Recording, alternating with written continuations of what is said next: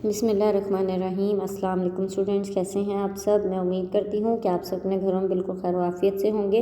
Universal high school ने corona problem की वजह से ऑनलाइन लेक्चर का आगाज़ किया है। उस हवाले से मैं आप लोगों की सोशल स्टडी की टीचर मिस बेनिश क्लास 7 से।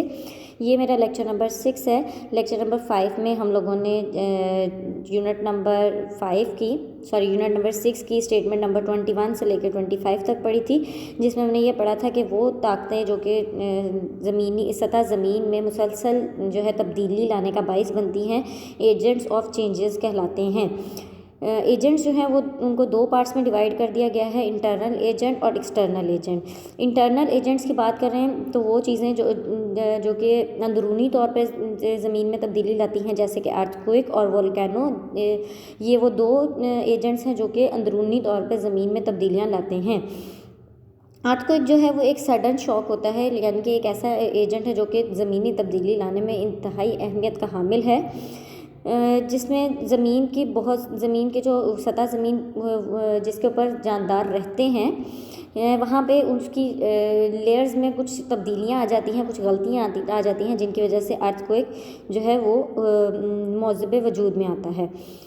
इसके साथ मैंने आप लोगों को एक होमवर्क दिया था। होमवर्क में आप लोगों ने चैप्टर नंबर 6 का क्वेश्चन करने थे, जो कि स्टेटमेंट नंबर 21 से लेकर 25 में से क्वेश्चन नंबर 10 बनता है, what is the agents of change. इसका आंसर था the force which cause gradually changes on the surface of the earth are called agents of changes. Question number 11 है, how many parts of agents. Answer बनता है agents are divided into the two parts, internal agents, number 2 external agents.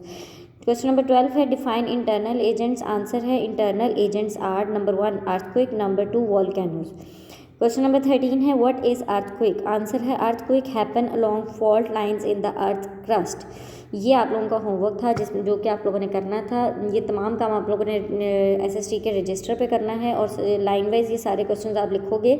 जितने भी chapter number 5 के तमाम lectures में जितने भी क्वेश्चंस बनते हैं उनको आपने लाइन वाइज लिखना है। इसीलिए मैंने आप लोगों के नंबरिंग भी इसी तरह से दी है, ताकि आप लोगों के नेक्स्ट लेक्चर की नंबरिंग क्वेश्चन की एक्यूरेट रहे। तो आप लोगों ने ये तमाम क्वेश्चन जो है वो याद कर लेने हैं, और साथ में आप लोगों ने जो इसके अलावा जो रह जाती हैं स्टेटमेंट नंबर 24 रह गई है, उसको आप लोगों ने एज ए MCQs याद करनी है।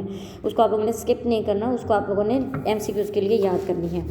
इसके बाद हम अपने लेक्चर नंबर 6 की तरफ आ जाते हैं। लेक्चर नंबर 6 स्टार्ट करने से पहले तमाम बच्चे अपने नोट्स ओपन करें। पेज नंबर 6, चैप्टर नंबर 6 हम लोग पढ़ रहे हैं, जिसकी आज हम लोगों ने स्टेटमेंट नंबर 26 से लेकर 30 तक की रीडिंग करनी है। सबसे पहले हम स्टेटमेंट नंबर 26 से रीडिंग कर लेते हैं। 26, the intensity of an earthquake can be measured. One measurement is called the Richter scale. Number 27, earthquake below 4.0 do not cause damage, but over 5.0 cause damage, and below 2.0 earthquake cannot be felt. Number 28, landslide is the rapid downward movement of the mass of rock or solid. Number 29, landslidings are caused when stability of slopes change, disturbed or unstable. Number 30, deep down the earth is so hot and making magma. सबसे पहले meanings आप लिख लें। Intensity का मतलब होता है शिद्दत। 27 में डैमेज का मतलब होता है तबाही। 28 में मास का मतलब होता है बड़े पैमाने पर। नंबर 29 में स्टेटमेंट नंबर 29 में स्टेबिलिटी का मतलब होता है मुस्तहकम, यानी कि वो चीज़ जो कि मजबूत हो। स्लोप का मतलब होता है ढलान, और अनस्टेबल का मतलब होता है गैर मुस्तहकम। मैग्मा कहते हैं पिघला हुआ मादा। अच्छा जी, 26 में उन्होंने कहा कि जब अर्थक्वेक होता है तो अर्थक्वेक जितना ज़्यादा शिद्दत से आता है, लेकिन ज़लज़ला जितना ज़्यादा तेज़ होता है उसको मैयर किया जाता है, यानी कि उसके लेवल को मैयर किया जाता है। उसकी मैयरमेंट को हम रेक्टर स्केल कहते हैं। अर्थक्वेक अगर 4.0 अगर उसका लेवल 4.0 होता है तो वो किसी भी तरह की तबाही का बाइस नहीं बनता, लेकिन अगर जो है अर्थक्वेक 4.5 तक पहुंच जाता है तो वो ज़मीनी तबाही का बाइस बन जाता है। लेकिन अगर ज़मीन जो है ज़लज़ला वो 2.0 होता है तो वो बिल्कुल भी ज़मीन के ऊपर रहने वाले जानदार जो है उसको फील भी नहीं करते। यानी कि 4.0 पे ज़लज़ला फील ज़रूर होता है, लेकिन उससे ज़मीन में तबाही नहीं आती। 5.0 पे बहुत ज़्यादा तबाही होती है और बहुत ज़्यादा महसूस भी किया जाता है, जबकि 2.0 पे ज़लज़ले की शिद्दत जो होती है इतनी कम होती है कि उसको ज़मीन पे रहने वाले जानदार महसूस भी नहीं करते। 28 है, landslide is the rapid downward movement of the mass of the rock and solid.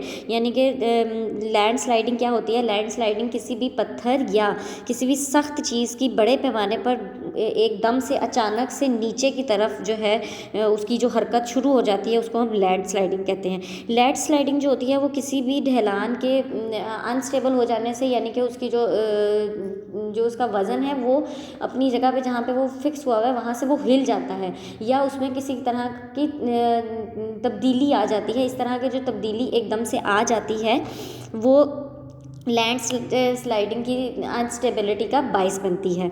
Number 30 है, deep down the earth so hot and making magma. उनका जिस तरह हम ज़मीन के नीचे जाते हैं जो दर्जा हरारत है वो ज़्यादा से ज़्यादा होता जाता है, और दर्जा हरारत ज़्यादा होने की वजह से नीचे के जो पत्थर हैं वो पिघलना शुरू हो जाते हैं और एक पिघला हुआ मादा बन जाता है जिसको हम मैग्मा कहते हैं। लेक्चर नंबर 6 हमारा यहीं तक था। उम्मीद करती हूँ कि आप सब बच्चों को लेक्चर नंबर 6 समझ आ गया होगा। हम लोगों ने इसमें अर्थक्वेक के बारे में डिटेल में पढ़ा है कि अर्थक्वेक क्या क्या होता है और उसका लेवल जो है वो कहाँ तक ऐसा लेवल होता है जो कि ज़मीन की तबाही का बाइस बनता है। उसके बाद हमने लैंड स्लाइडिंग के बारे में भी पढ़ा है कि लैंड स्लाइडिंग जो है वो पत्थरों के अपनी जगह से हिल जाने की वजह से या उनके अंदर तब्दीली आने की वजह से जो है एकदम से जो है नीचे की तरफ मूव करना शुरू हो जाते हैं पत्थर या सॉलिड चीज़ें, तो that is called the land sliding. और लैंड स्लाइडिंग जो है वो जो है किसी भी चीज़ में तब्दीली का बाइस बनती है। और मैग्मा क्या कहते हैं? ज़मीन के नीचे दर्जा हरारत ज़्यादा होने की वजह से जो है चीज़ें पिघलना शुरू हो जाती हैं, उसको हम मैग्मा कहते हैं। इसके साथ मैं आप लोगों को एक होमवर्क दे रही हूँ। होमवर्क में आप लोगों ने 3 क्वेश्चन करने हैं। क्वेश्चन नंबर 13 तक हम लेक्चर नंबर 5 तक में कर चुके थे। क्वेश्चन नंबर 14 है, डिफाइन रेक्टर स्केल, जिसका आंसर स्टेटमेंट नंबर 26 होगा। क्वेश्चन नंबर 15 है, व्हाट इज़ लैंड स्लाइडिंग, इसका आंसर जो है 28 और 29 स्टेटमेंट होगा। क्वेश्चन नंबर 16 है, हाउ इज़ मैग्मा फॉर्म्ड, इसका आंसर स्टेटमेंट नंबर 30 में मौजूद है। आप लोगों ने ये तमाम क्वेश्चन जो हैं अपने रजिस्टर पे करने हैं, और साथ ही आप लोगों ने जो बाकी की स्टेटमेंट रह जाती हैं, इसमें 27 वाली स्टेटमेंट कवर नहीं हुई है, उसको आप लोगों ने एज ए MCQs याद करनी है। इंशाल्लाह लेक्चर नंबर 7 में हम लोग स्टेटमेंट नंबर 31 से लेकर 35 तक की रीडिंग करेंगे। अल्लाह पाक आपको और आपके घर वालों को अपने ज़ुबान में रखे। अल्लाह हाफिज़।